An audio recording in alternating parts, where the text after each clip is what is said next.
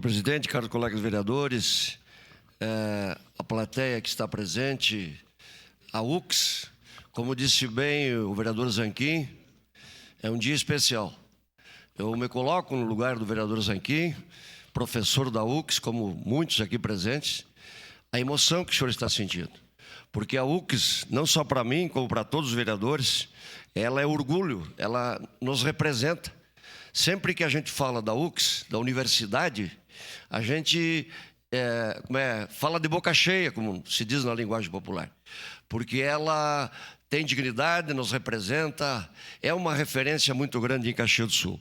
Eu, particularmente, não tive esse privilégio de fazer a faculdade de odontologia aqui em Caxias.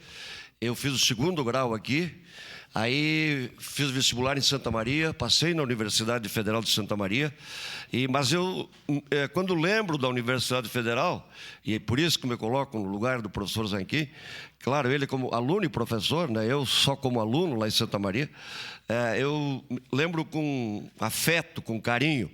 Então, é um dia especial e eu represento nesse momento a bancada do PSDB.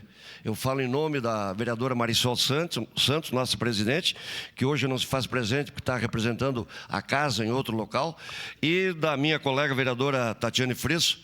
E nós nos sentimos, com certeza, todos orgulhosos, e eu queria deixar em nome do PSDB um grande abraço.